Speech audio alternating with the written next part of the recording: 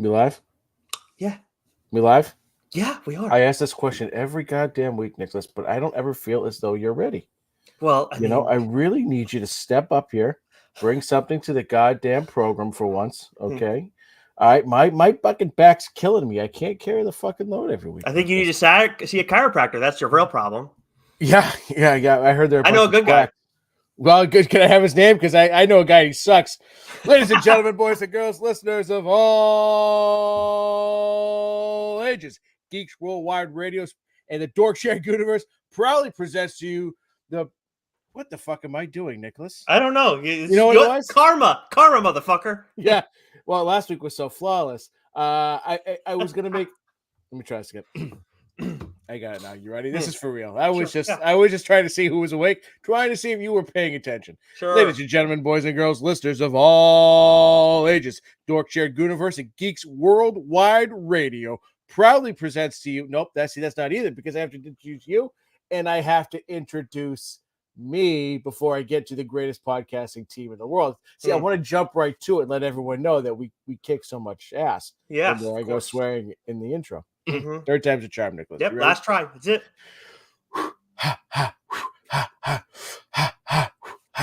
Ladies and gentlemen, boys and girls, listeners of all ages, the Dorkshire Universe and Geeks Worldwide Radio. No, I you had it right. You're right. You're second guessing yourself. The greatest podcasting team in the world. He's on the background. Oh, yeah. See, it comes after, right? Yep. Sorry, but you know what, Joe? You only got 3 fucking tries. You're going to have to try for next week. I know it's going to bother you. Well, you know what it is? What? I can't see straight, right? I can't see straight because AWA, this is where I was trying to go. I was trying to find a way to incorporate this into the intro. AWA, right? They got in my head because, they put out a great tweet the other day of some books. And, if you like zombies, check out these titles. And Nicholas on there was Year Zero, Volume 0.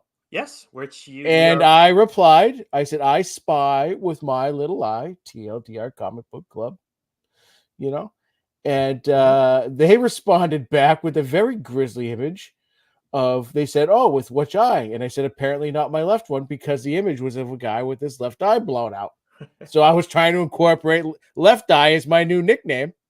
Well, it should have been a lot sooner than that, because you know what? If you look at Joe's background right now, for those joining us on one of our streams, you'll see that you have a patch over your left eye. So are you a fucking zombie? And I didn't know this? Yeah. Well, we are the greatest podcasting team in the world. He's the fucking snake, Nick Friar. I'm Left Eye Doc, and together we are the TLDR Comic Book Club, baby. I'll tell you what. That's how you bring it home. I'll tell you what. You're going to be more rattled by AWA today. And I think I actually did finally live up to the snake title, but that's for a conversation later. We're only doing what's new this week, which usually means we have something else in the hopper. Can't tell you what it is though yet, because it's not in the hopper at the time that Joe and I are discussing it. But what that usually means is that you want to make sure you're subscribed to one of our audio channels. If you're not already, we're talking Apple, Spotify, Geeks Worldwide Radio, SoundCloud, Amazon, Podcast, all the major podcasting platforms, because that's the only place you're going to find our Friar Side Chats, which are conversations with creators, editors, all like across the comic book industry. The only place you can find them is our audio channels. We do not stream those conversations here more often than not. I think we've had one exception over the years. Yeah, we haven't had another one outside of Scott and Greg. Right. But anyways, Joe, we got quite a few books to get to. Some awesome stuff this week. A nice range. What, you ready to get catching up or no? Not yet. Well, I was gonna say, are you ready for Super Bowl Swifty 8? Oh wow! Look at you. Did you get that for yourself, or is that a gift? No. So the local theater around the bend at Legacy Place. Probably shouldn't say that. Oh well.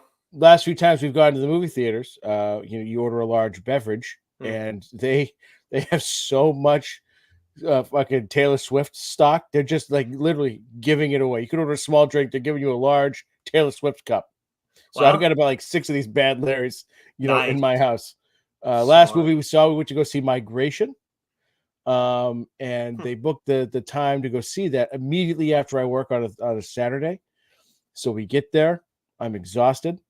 Seats are comfortable. I'm gonna tell you what, the showcase at Legacy Place very comfortable. Seats recline, very nice. We get there. I get my Swifty cup. I get my popcorn, my popcorno, and I get my big ass family size. They call it sharing size. It's not sharing size. I'm not sharing that with anyone. Of my peanut M&Ms. I smashed my popcorn. I smashed my M&Ms. 15 minutes into that movie, I was out like a fucking light. It was great. I had one of the best naps I've ever had. And that's not to say negative things about Migration. Swaggins loved it. She thought it was a great movie. She's been dying for it to come out on digital. So I'll be looking forward to seeing it for the first time. Oh, Yeah. That's amazing. Well, I'm Yeah. happy for you that you got a nice nap in and paid probably $15 to take that nap. But hey, probably worth it. Every goddamn penny. As long as you're not falling asleep reading all the books that we're talking about, I don't really give a damn. I either encourage them. What do you got for me in catching up this week? So I caught up on a bunch this week. Caught up on X-Men 30, Duke issue 2. Avengers Twilight issue 2, that's written by my Chip. Wolverine. Holy balls, Nicholas. Did you understand how violent that issue was? Woo, baby. That was something else, man. Yeah, I holy understand. cow. Wow. Yeah, it was crazy. And the way it ended too. Like, man, just outstanding. It was gut-wrenching is what it was. And guts everywhere, right on top of it. But that was excellent. One thing I want to touch on, two quick things I want to touch on real quick. One, so you had read The Agent issue 1 about a month ago, and I had meant I picked up the floppy, didn't get a chance to read it. You had read it and said, yeah, right. So Agent issue 2 came out last week, and so I grabbed it and I said, this is a great time. I'll read both and see what I think. And so on one hand, this is the issue I had with it, because I'm going to preface that by saying I like it. The issue I had, I thought the pacing was a little wonky in the first issue. There was, there was some back and forth dialogue. It was a little confusing. You're kind of jumping, or it's got a little scatterbrained here and there, but I thought it had a pretty good ending, enough so that I was like, even though I had the second issue, because if I didn't like it, I wouldn't have even bothered with the second issue. I don't like enough. I'll read the second issue.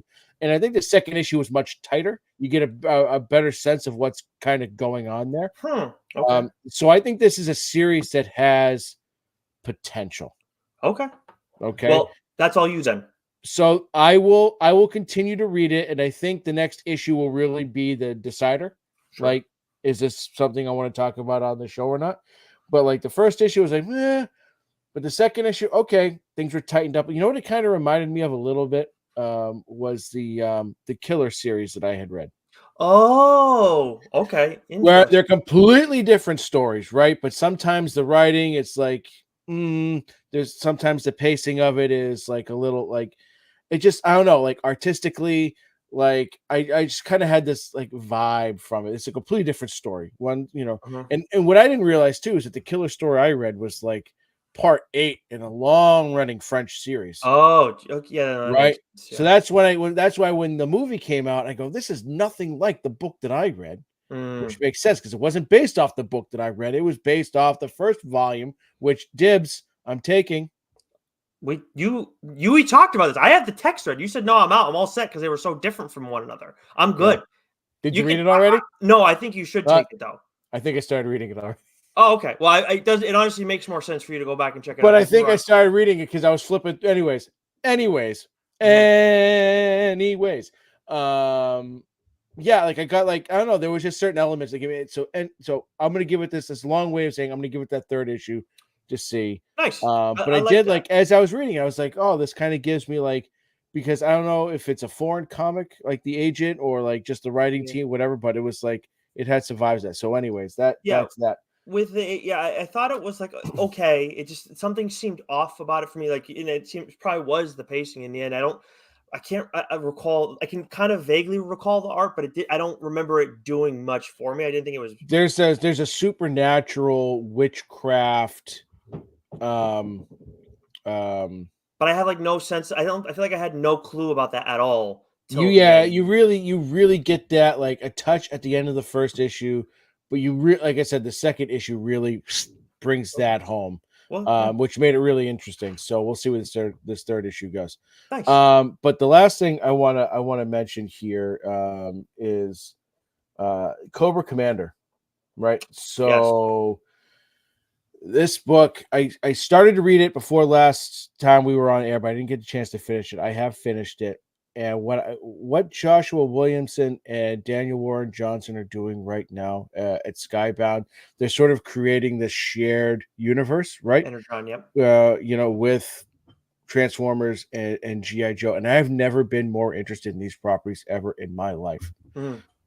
Duke as well, right? Duke is in that, but Cobra Commander, like, this is not the Cobra, the slimy, snaky, no pun intended, but intended, sort of cheesy bad guy, typical 80s, goofy bad guy from our past. No, this is a real maniacal sociopath, type character. And excellent. So reading Duke, reading Cobra Commander, reading Transformers all together, like, you don't need to, right? But like, you can see what they're doing, right? And this universe that they've created is at limitless possibilities, and it is so enjoyable. I wouldn't necessarily give Cobra Commander to a kid, you know. I like GI Joes. I bet my son will like GI Joe, right? This book's a little bit older, than that, but it's so good. You got some top-notch writers and artists taking on these properties right now, and elevating them to, like, these are some definite must-read books. And I wanted to mention that and sort of talk about them all together, because I'm all caught up on Duke. I'm all caught up on Transformers. These are books that are going to the top of my piles each month that they're out. Honestly, Transformers is very much there for me, and Duke is not on that same level. Like, Transformers is number one for me, but Duke I still very much enjoy. Still a priority for me to read month to month. Cobra Commander was one that I have seen the first few pages of the first issue, because it was at the back of, I believe, Transformers, and at the back of Duke. But I was like, I'm not going to read all of this stuff. Like, it's just I didn't plan to. I will, though, unless you want dibs on Cobra Commander. No, read it, because I Okay. don't, you know what I mean? Like, again, this could be another fun one shot where we could talk about sort of all these books, and I think they're all like miniseries, right? Yeah. I think it'd be smart for us. This is something we've talked about for a long time, and I think 2024 may be the year of the TLDR one shot finally. And I think it would be fun to talk, and I think that would, like, we could kind of just talk about everything all encompassing at once, and I think that would be a lot of fun. Yeah, I agree. All right, so I will get on top of Cobra Commander, because you're not the only one that's been praising it. I mean, I know we saw Scott Snyder raving about it too. Yeah. So yeah, it's been awesome stuff. Now, for me, catching up, the only thing that I made a point to catch up on was this. There was a title that Joe had called dibs on. Ketchup or cats up? Catch up. Either way, Joe had called dibs on this a long while back. We communicated about it. He still hasn't read it, and he relinquished the dibs to me if I want to check it out. I did go and buy a trade of the first volume of this book, and I've been wanting to check it out for a long time. I absolutely crushed this thing, Joe. It was so good. So I'm going to be talking about. I don't want to say what the title is just yet. What? Coward, do it. Oh, is it going to be a trade book? Yeah. Oh, it's you'll be to say it's going to be on. I'm going to do TLDR 100%. I'll tell you afterwards. Do you want me to say it right now? Is this a book again? Because we might not get to a trade book for with the way we're going. Oh no! It's going to be it'll probably be. I mean, we'll see about TLDR 93, but I mean, it's. I'd like to do that first. I may move some stuff around, but I absolutely loved it. So I'm not going to wait for. Is this a book I've read? Yeah. Okay. I'm just going to tell you, this is ridiculous. Yeah. I hate Fairyland. Oh, I absolutely loved it. And I'm going to read more of it too. Before. Fantastic. Yeah, it was. So I haven't read it. So go nuts, right? Yeah. Go bananas. But I don't want to wait. I'm not waiting till a trade. It's just I want to. If I said gotcha, I misunderstood you. I thought this was a book that I read that I told you to read, and you finally read it. Nope. We had you had called dibs because of Scotty Young. Which, by the way, I did call dibs on that Scotty Young book that got announced. Bravo, because that team is tremendous. Yes, the Middle West team. Yeah, for sure. Yeah. But on top of that, Joe, so that was one way in which I snaked you today. I took the New image book I that's didn't coming see out from that the Middle coming. West I team. let that one fucking slip. That that was a surprise. But then what's even worse, Joe, is that I got an early look at a title that I did call dibs on, but still I didn't have to wait as long as everybody else to read Fucking this hate you. AWA Hate you. title, Little Black Book issue 1. You're gonna Jeff have a little black eye if you keep running your mouth. Oh boy, well, Jeff McComsey and Felipe Cunha are the creators on this series. Kuhinya. Co- Cohinia? That's check out his Instagram It's page. That's on the how. page. It's how he says it on his Instagram page. Okay, Mm-hmm. my apologies. Either way, Felipe and Jeff are the creators. I'm really says that. No, but in all seriousness, we heard about this title from Axel Alonso when we had him on in December, I believe it was with Michael Coast. The FOC for this, for those wondering, for the first issue is February 18th. I believe it's one of those things where it's February 18th and 19th, depending on where your LCS orders from. Either way, just go out and let them know you want Little Black Book because it's very much going to be worth it. I was very excited for this title when Axel told us about it, so much to the point that I rudely called dibs in the middle of his explanation. You did. You Yes. asked. Yeah, I wasn't gonna wait because I also don't trust you. I mean, that's also a reflection on you. I think actually in reality, it's more your fault than it is mine that I did that, if we're being honest. But the basic explanation was a son inherits a house from his estranged late father and finds this little black book that seems to contain some very questionable contact information in the phone. It's like a little phone book kind of thing, but for some people that I think the average person wouldn't want to be associated with. And I absolutely lives up to the hype. So much fun and really sets the foundation for a fun story ahead. And the art too is so clean. I love the contrast with like the suspect individuals that we have in this story at the center of everything. And along with that also kind of is a nice choice for when you're dealing with the American Southwest too, which is very, dusty. So it's just everything's so clean. I kind of love that choice as well. So really enjoyed Little Black Book issue 1. FOC is February 18th. Make sure you go get that. You go to your local comic shop and let them know you want that on your pull list. Sometimes, Nicholas, I really fucking hate you. I've learned to live with that, actually. And get in line, honestly. But that is it for early looks that we have this week, Joe. Let's finally get into what's new, what's hitting shelves this Wednesday. What do you got for me from Marvel? Okay, from Marvel. Let's see. We have X-Men 31, which I'm dying to read. Venom issue 30. Fantastic Four issue 17. The Avengers issue 10. Doctor Strange issue 12. Ultimate Black Panther issue 1. Captain America issue 6. The Sensational She-Hulk issue 5. Daredevil Gang War issue 3. Thanos issue 3. Wolverine Madripoor Knights issue 1. Mace Windu issue 1 and Obi-Wan issue 5. I'm a little upset that there's no Spider-Man. Oh yeah, you just got to make sure you say it. You got to reach your quota, right? Yeah. Well, there is Batman. Batman issue 142. Doesn't work, Nicholas. That does not sound right. It's either that or Superman. I don't know what you want me to tell you. No, neither. I've officially ruled on that. No, not good. Not great, Bob. But DC, we do have Batman issue 142 out this week, along with Poison Ivy issue 19, Shazam issue 8, Birds of Prey issue 6, which I've seen a little bit of hype around this. I may have to go back and check this out. Definitely one that missed my radar. Fire and Ice, Welcome to Smallville issue 6.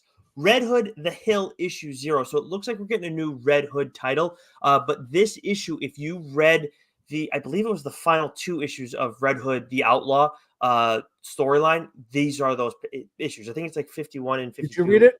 I did. Well, yeah, I've already read that before. It felt very familiar. So I midway through, I stopped. It's like, I remember this. And Did you like it? I Yeah. can't remember. Yeah. Yeah. Yeah. But that's just like foundational stuff for what it says. It's like must read for what's to come. I'm still going to check out what's to come. But yeah, Give Hood back to Chip. Give him back to Chip. It's just it's the art was kind of meh, and it's just like I don't know. I want to I'm reading a Red Hood title. I want to spend more time with Red Hood, and I feel like there's a lot of like trying to build the area that he's now in, and I get that, but it's just I got no problem with it. It's just like don't spend such little time with Red Hood, I guess is my thing. Yeah. They don't know. They don't know what to do with Red Hood right now, They really don't. and it's a bit of a bummer because I think he Red Hood should be a character that like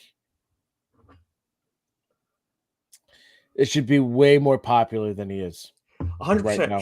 I would say him and Deathstroke, honestly, too. And you don't see much of Deathstroke right now. But Yeah, when we look back at, again, not knowing the sales from the new 52 era or the early Rebirth era, but I mean, I've said it before, like the Christopher Priest run on Deathstroke was outstanding. And I'm yeah, blanking on the artists that he worked with, but I think he worked with at least two, if not three, and they did an awesome job there. And I've said it many a time, like I've enjoyed Scott Lobdell and James Tynan and the other. There's some other writers, I think more so in New 52, that took on Red Hood, and I thought they did a great job. So yeah. I Red don't. Hood just needs to find the right writer and the right artist.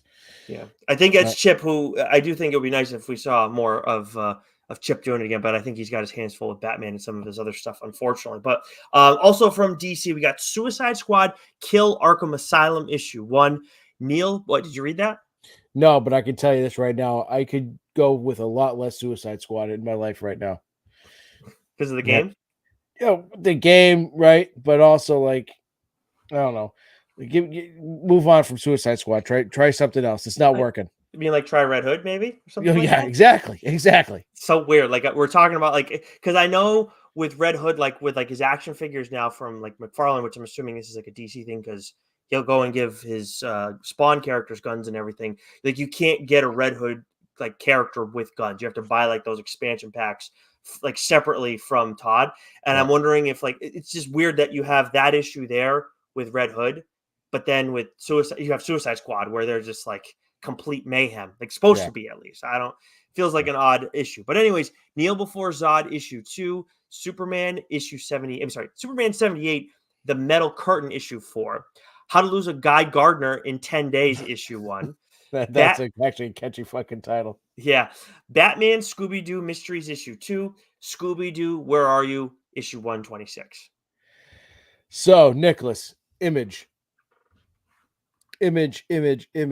Oh, how I love you. So many good books from Image this week. But Yep. so there's a couple things I want to mention here. And that is one book in particular, which we'll talk about in a second. And I texted you, and I had said this. It's February, early. Recency bias, early proclamation. There's a book from Image this week that's up for contender for Book of the Year, and I've Uh, just read the first issue. Nick, here's a little spoiler alert. There's another book that we're going to talk about, not from Image, but we're going to talk about this week that also fits that same category. oh. What a fucking start to the year that 2024 has been, right? January brought Mhm, us a ton of great comics, mhm, and Image is doing that, and they had a really, really good week this week. So, mhm. Gunslinger Spawn issue 28, The Cull issue 5, which I have to read, but this has been an excellent series. Love Everlasting, Crave issue 3. Holy shit, is this book fucked up in the most beautiful and sexy way humanly possible. This is Maria Mm. Lovett written and drawn, and like this book is naughty, it is filthy, but it is now like been things have been ratcheted up a notch, and I can't wait to see how this fucking ends. It's been wild. Antarctica issue 8. This has been another great series. This is a book that I That's plan right. on talking about on the show, but I want to talk about this book when I've read it in its totality Sure. versus just having, oh, here's an arc, but we're going to read it, because it is now like it has really like been kicked up a notch over these last few issues. Mhm. Bloodrick, which you've been talking about, Yep.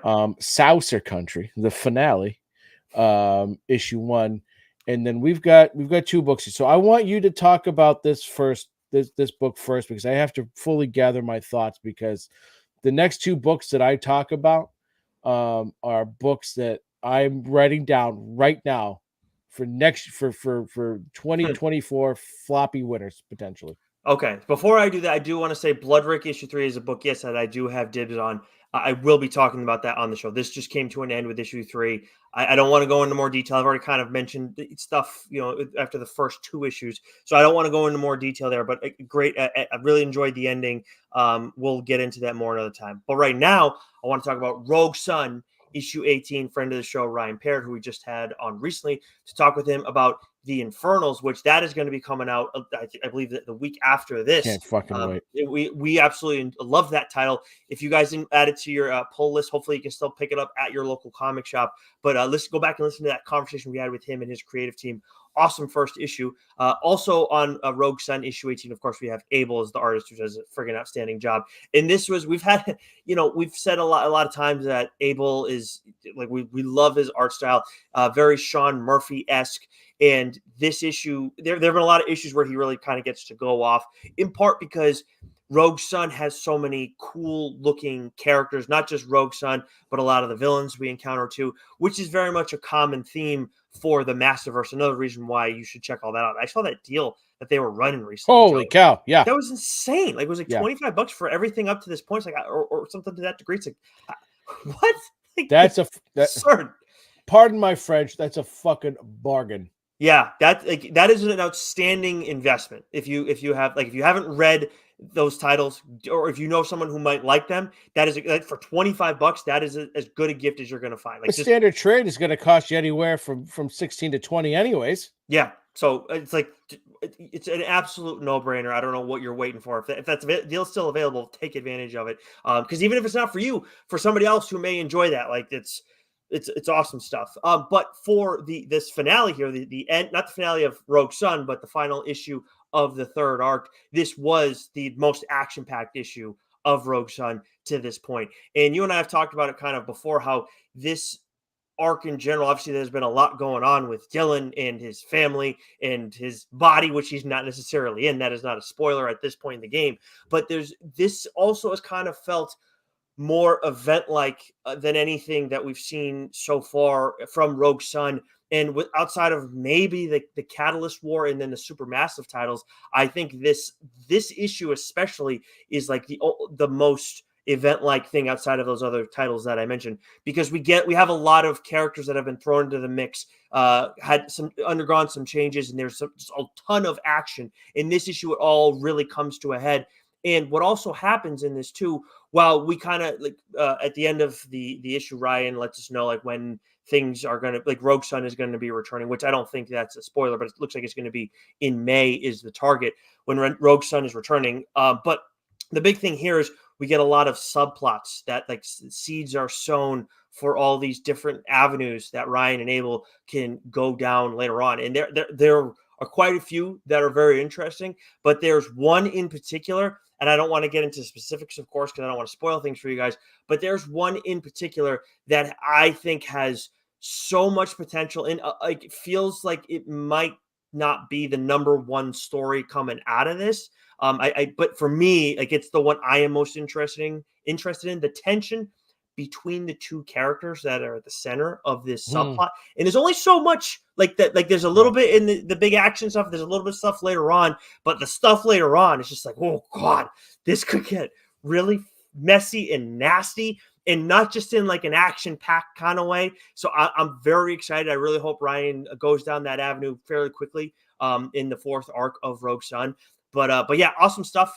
You and I actually have gotten a little idea of what's coming up next. Not overall for Rogue Sun, but maybe in issue 19. We can't go and share that right now. But Ryan just always. We already screwed this guy once. Yep. We can't do it again. Nope. But Ryan is always getting creative, and I love what he's doing with Rogue Sun. Like, it's one of my absolute favorite titles. We say this every month. It's one of the best books on shelves right now, not just from Image. Yeah, it's one of the first books I read once I get my copy of it. And again, this one was action packed. This whole arc, it's just been sort of balls to the wall, and it's great character depth, great reveals, great seeds, as you mentioned, being planted. Everything about it is great. So can't wait to see where the next arc goes. Fantastic stuff. Yeah, really, really was. All right, let's see what else we got. Oh, from Skybound, we got The Walking Dead. Oh no, what am I saying? I'm sorry. I'm sorry. Yeah, Jesus fuck you, I stepping got, on my funk, Nicholas. I got on autopilot. I will say though, just to save time, Skybound: The Walking Dead Deluxe issue 82 is also out this week. But there's one more Image title that Joe wants to talk about that he really really likes. Yeah, really, really likes, and like I said, this is up for I'm putting this on my short list, and I've just read the one issue, and it's by Rom V. Can you pull up the artist for me, Yeah, of Nicholas? course. Because I don't want to forget to mention the art here because it was fantastic. But that's the One Hand issue one. Now, what's phenomenal about this is that you've got this hard boiled pulp noir story, which right then and there I'm going to be in on, right? And I know there was a point in time, Nicholas, where we talked about like with Rom V that like, oh, we felt like his books are kind of hit or miss. Um, I want to take that back because his books have been absolutely fantastic. I think there's really just been one title, and was it Radio? Um, it was Radio something that we both kind of, it wasn't our cup of tea. And like his Swamp Thing book with the, yeah, okay, it was good, but it wasn't our favorite thing. But like I've been reading a ton of Rom V books lately and loving every single one of them. Thank you. Lawrence Campbell with colors by Lee Lutheridge. Um the One Hand, the first issue is sort of this futuristic sci-fi, like I said, hard boiled noir sort of pulp kind of story. It's a detective. It's a grizzled old detective who's just finished up his last case. He's about to hand in his retirement papers when a serial killer from his past is showed up. But it can't be, right? It seems as though there might be a copycat on the loose, but he refuses to hand in his papers because he's going to see this one through, whether it kills him or not. So I know like that can be like often been, from a storytelling perspective, a bit of a cliche, but it just fucking works. And what's the beautiful thing about this, right, is that we have the One Hand, and then there's a companion series going along with it, the Six Fingers. Mm. So in the One Hand, we are getting it from what I can tell is from the perspective of the detective, right? And the Six Fingers is going to be from the perspective of the serial killer. He's called that because he has six fingers, right? It's a brilliant idea. And I love everything about that, right? Because we're getting two titles, same writer, so it's essentially the same story. We're just getting it from two different perspectives, and how it's all going to meld together. I'm just dying to see how he pulls that off, and I know he's going to do it spectacularly because he's been on an absolute heater. Ron V has, with his writing, but the art is dark, it's gritty, right? You feel like you're in this futuristic slum, right? And it's just like, think of like Arkham, Arkham City, in the the distant future, right? Just grimy and gross, and crime is everywhere. And it was so good to read because I love a good serial killer story, that cat and mouse game that goes on. This issue was excellent. I can't wait to read the Six Fingers and just talk about this on the show as soon as humanly fucking possible. Mm-hmm. It was that good. It's right up my alley. It scratches every goddamn itch that I have. And I know there's creams for that, but I don't care. I want to keep scratching. That's how much I loved it. I think Um, Ron V is the cream for that. But I will say, the he, six. he might he might not agree to that, Nicholas. Well, either way, so actually, Joe, just a little, small correction here. So the Six Fingers is actually written by Dan Waters, Oh, and the okay, my bad. artist is Sumit Kumar. Lee Lutheridge is the colorist on that series as well. So the same. So okay, which is almost, I almost kind of like even better. I'm Hmm. sure you got to imagine they're working together, right? Like the Yeah. They are. whole thing. But so you're getting a different perspective from a different writer and artistic team that should really give you a really great what's the word I'm looking for, like just a vantage point. complete story. Yeah, exactly, right? Because Yeah. like they're not going to see things the same way. So Mhm. you're seeing the story points told and artistically and and written from different perspectives, Yeah. which I think will be absolutely excellent. So thank you for the correction on that. This sounds Um, brilliant, though. I just want to say but real quick, really does sound excellent. this is an outstanding concept. Like I don't know which of them came together with this, came up with this idea, but it's just like this. This is the kind of thing that I look at and think like this could be like a game changer in comics, where we could see this happen more and more. I'm not saying I want to see this all the time with every crime story, or that it would necessarily work with every story, but I do think like this. The way this is being done sounds like this could be like an all-time series. Yeah, because we usually get that all in one book, right? Hmm. Yeah, these pages here are dedicated to the detective. These pages here are dedicated to the serial killer, and somewhere in between you see some crossover, and you get the cat and mouse that way. But to have them from like two different writers, two different perspectives, two different art styles, all essentially telling the same story and how they come together and how they wrap this up, I think that's gonna be absolutely fascinating.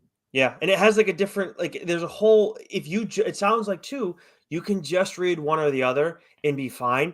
And then again, we don't encourage trade waiting here, but if you decided I just want to read the one hand and then I'm going to wait on six fingers, and then by the time one hand's done, I'm going to go and get six fingers, or maybe I'll just get all the single issues but I won't read it till the very end, something to that degree. Like there's a few different ways that you can experience this, and it Yeah. gives the readers so much control. So in every single way, I think this is a brilliant decision. Yeah, I love it. I love it. Yeah, So early nice, contender for cool, book of the year. So that leads us to AWA, Nicholas. my friends. Holy shit. Okay, so we had when we had Axel Alonso on last time, and we sort of took a look at the year ahead.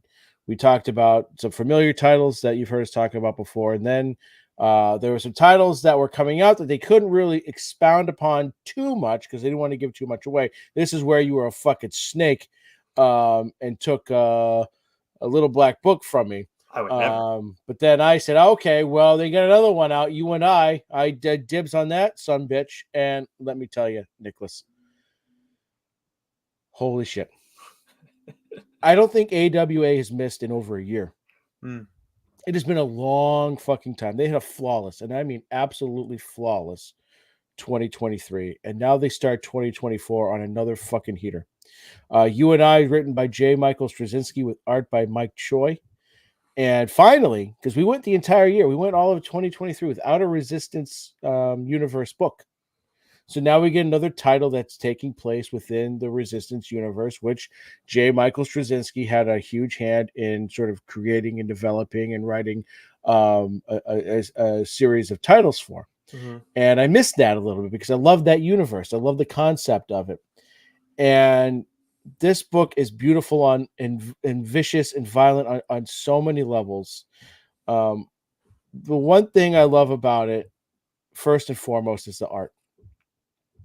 I wanted to talk about that first because this is being done in a way that I haven't seen, or at least that I'm not familiar with. So you have you two characters, one who goes by just the letter U because he woke up from the Great Death, and he has powers, but he has no idea of who he is and what his life was before this massive event. All he has to go by is he sort of wakes up in a hospital. There's a patient chart, but all the important information is ripped away except for the letter U, which appears to be the first letter of his either first or last name. You just don't know. Hmm. And you get this beautiful imagery. Well, I wouldn't call it beautiful. You get this fucked up imagery of him walking down the hallway, and there's just death everywhere. There's dead doctors and nurses everywhere. And one of them is laying on the ground dead with a scalpel. I think I shared this on the Instagram page because, hello, Tuesday morning, why not? And he purposely steps on the scalpel, and then he rips it through his foot. Oh, And then his foot heals. So at least we're thinking, okay, this guy has some sort of self regeneration power. I like that.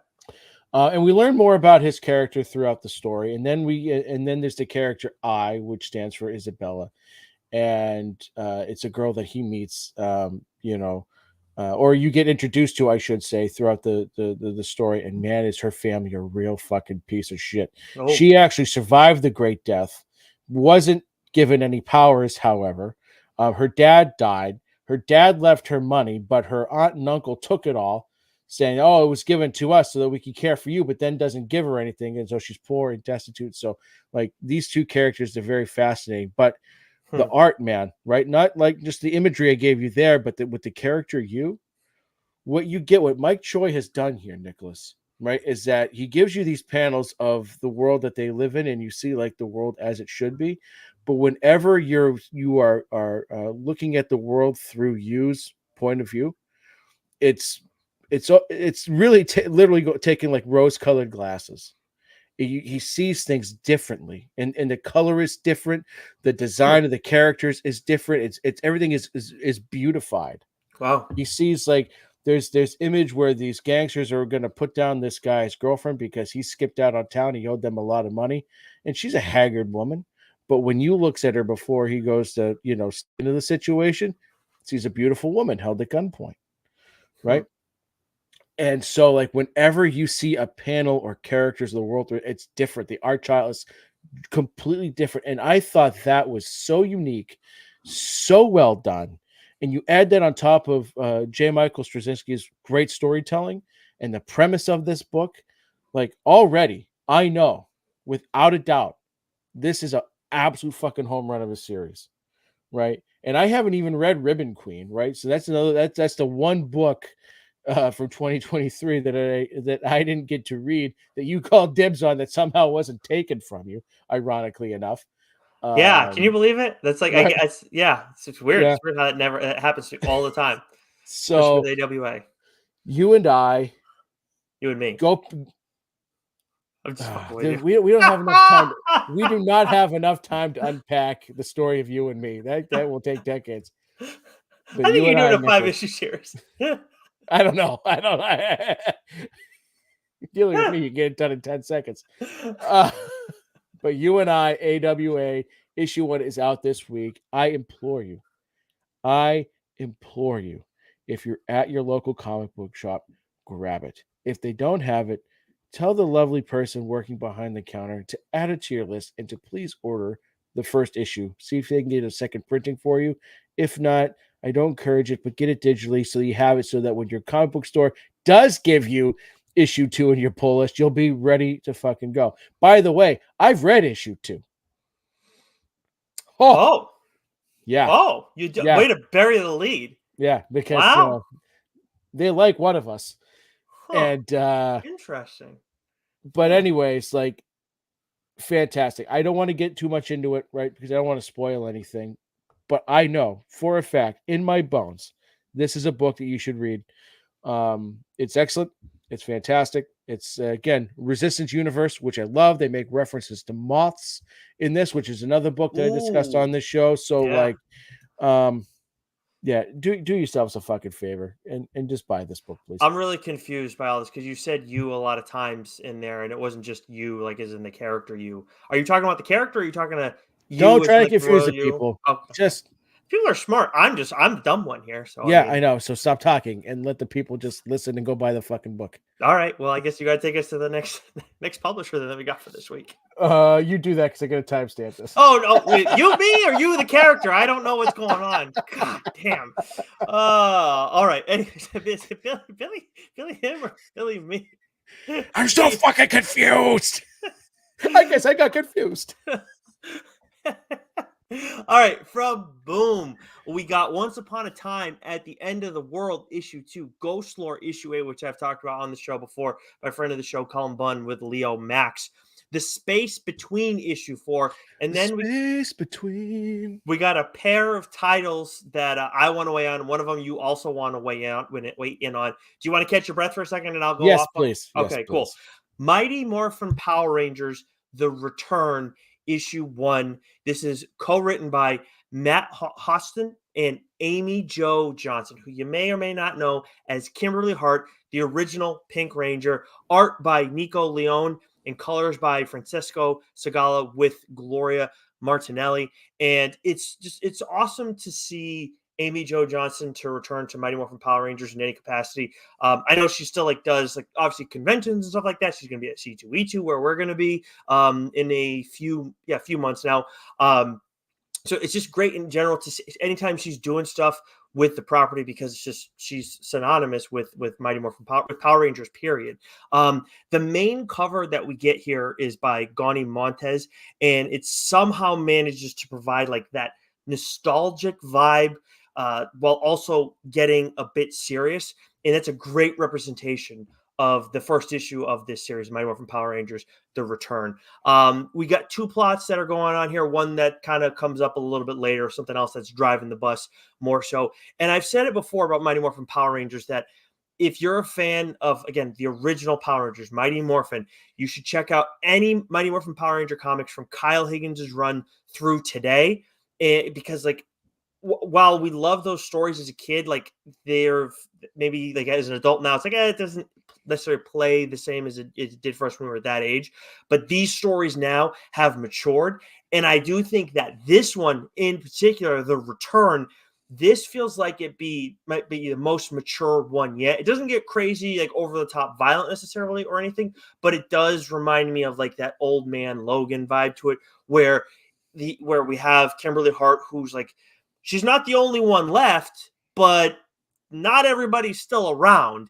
And she kind of doesn't want to get involved in that Power Rangers game anymore. She has lost a lot. And for me, when I read like Old Man Logan when it came out years ago, it's like, oh, this is really cool. I'm like, yeah, you feel like it's like the action, the grittiness, and everything that's cool. With this though, there's some action in there. We see a lot with like Jason that's really cool. But for me, it felt more emotional. It felt darker. Like it felt sad. Like everything. I really enjoyed being able to experience the emotional beats that Kimberly experienced throughout this issue. I thought it was an outstanding job of writing from Amy Jo Johnson and Matt Hodgson. So I can't wait for more of that. I absolutely loved the first issue of this series, and I'll be picking up the main cover, but I haven't seen the variants as much as we do have them. I just haven't taken a look, but some of them are sick. Yeah, I'm sure there's quite a few badass ones. So I'm sure this will be doing very well this week. But that's not the only thing from Boom that we want to talk about, Joe. We also got Pine in Merrimack issue 2 from friend of the show Kyle Starks and Fran Gallen. What do you think about what the new chapter for Leanna and Parker? I was dying for this issue, absolutely dying, because we read the first issue way back when, because we got a sneak peek and we had Kyle on, and I almost forgot about the chat about the book because we talked NBA for so long. I think even longer than we did the actual book. Maybe true. To be honest with you, check those out though; those are both great chats. But I was dying for this issue, and it was everything that I wanted to be. I had no idea it was going to go in this direction, and I love it. I love that there's this hidden island, and there's all sorts of fuckery afoot, if you will. Mm-hmm. And the reveal that we get in this story, and everything about it, absolutely excellent. It gives me, I think when I read this book too, like I get vibes of Kennebunkport, Man. Oh yeah, right where the bushes, reside. The Bush compound, right? You've got, because they make references, in the story about, presidents and presidents, right? Coming Jamestown is whatever they call it, and so like that's the feeling I get because I've vacationed a few times down there, and I remember when W was in office. We had a cabin that wasn't far from the compound, and we'd always have to go through checkpoints. And at the time, I had a Jeep, nice Jeep Wrangler, and I had my big old golden retriever Neely with me. And so when you're down there for a week, they kind of get to know you. So they'd see my dog in the back of the Jeep with me, and they'd say hi, they'd give him a little dog treat and stuff. It was kind of nice. But that's like the vibe I get, right? Like this is that town, like sort of the small town, main town. And so this was just, again, Fran Galen's art is gorgeous, absolutely gorgeous. And where Kyle takes the story, I didn't expect, and I absolutely love it. Yeah, speaking of Fran's art, like his use of color, we talked about it when we had Kyle on the show, but it's crazy. I mean, so I obviously read the issue and absolutely loved it, and then kind of just skimming back through it and everything as I'm trying to like just jot down some notes. I'm like seeing the color changes. I move through it quickly, and it's like you can just see like the beats of the plot in the story just from the color changes alone. And I absolutely love that. It's not something you see in every book, but probably not most books even. So he's and then again, of course, his line art is outstanding. I also love, you know, where the story starts too, where it's like, yes, we're getting that introduction of a new layer, but also we're like revisiting another character who's not a main character, kind of a very much a piece of shit, and just setting the tone of like we left on like this ominous feel before, but don't forget, like we're dealing with Leanna and Parker. There's going to be some fun times. There's going to be like some passionate like love, but like in a, like a not a crazy over the top way, more like a respectful kind of way, I guess is the best way to put it. And I love that about their dynamic. We said it in the first issue. That's where I fell in love with this title, was just on that start alone. I loved the scene in the coffee shop. Yeah. For those reading it, you'll understand. And I loved the little the guy they get to drive the boat.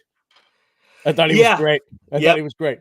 But Yep. the scene in the cafeteria or in the cafe at the beginning, which is a callback to what happened in the first issue, absolutely fantastic. Yeah, and there's another character that we met in the first issue that becomes a more important player in this issue.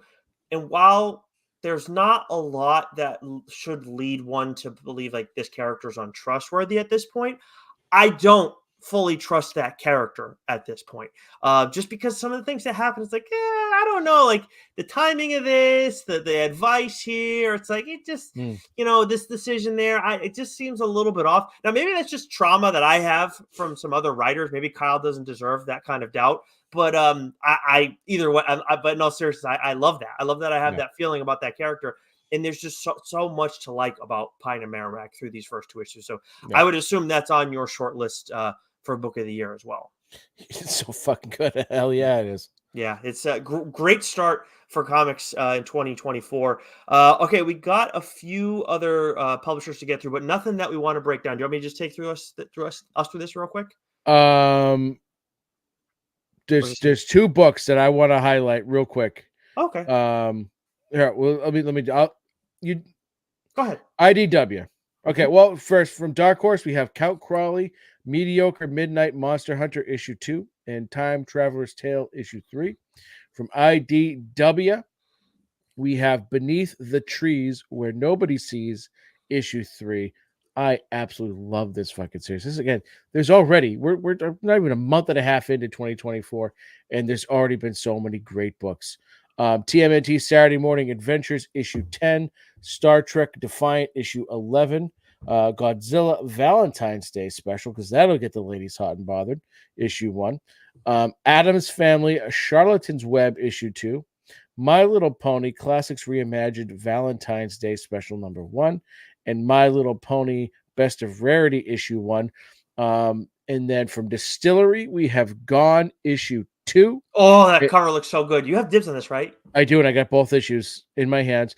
Oh no, I've got the first one. I'm getting the second one, hands down. But from Dynamite, this is a book that I have been earmarked and I've been ready for. It's Declan Shalvey, right? He's writing it.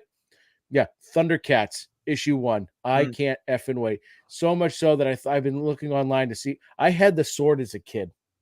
Like this was my. I mean, I'm a Zelda guy through and through, but this is my sword, baby. Hashtag my sword. Wow. With the red cat eye in the middle and the thing, like this thing's so badass. I might have to get a figure, much to my wife's chagrin.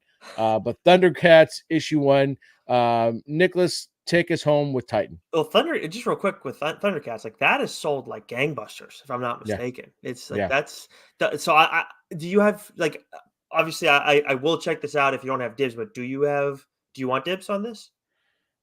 I mean, I don't know if it's a dibs book. I mean, I'm gonna read it. I mean, I'm gonna read it because it's like because you've never called dibs on a book before you read a page of it. That's never happened. You know what I mean. I'm not saying it's not dibs worthy. I'm saying this is a book that should be enjoyed, Nicholas. Like sort of like what we're doing with, G.I. Joe and Cobra Commander and all of that, right? There we go. Sure. Like, sounds so good. like. So I'll pick it up, and I'll give you a chance to look at it and change your mind before I look at it, because I do want to get the first issue of this. As much as I never watched Thundercats really, but man. It's. I don't know if it holds up, but like I own like the first volume DVD somewhere. Wow. You know, Look at yeah. that. Well, maybe you should have Strikers watch that instead of the was it Actually, Migrate? Is that what?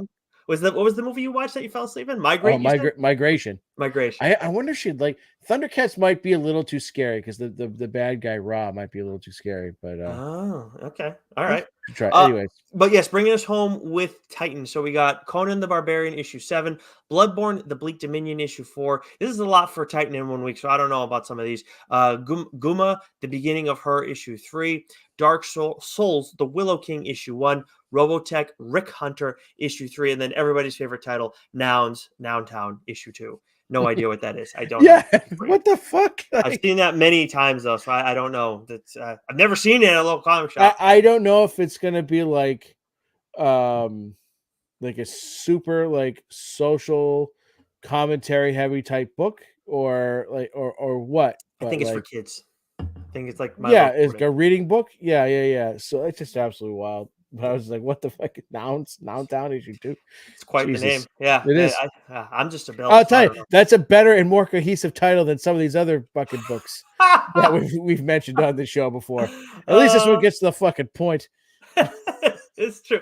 Nouns. Anyways, that is going to do it for us this week. But again, if we're just doing what's new, that means you got to make sure you subscribe to one of our audio channels. Do that because that's the only place you're going to find any of our Friar Side chats, if any, come up in the near future. And honestly, you never know because holy shit, Joe, we've had you and I have had to go back and forth on quite a few things today as we schedule stuff out. You never know when it's going to come, so make sure you subscribe there. Yeah. We're locked and loaded, baby. That's That's for for damn damn sure. sure. Yeah, we're Jake's definitely let me a loaded. Coke. Yeah. But either way, until next week, Joe, stay sexy. You know it.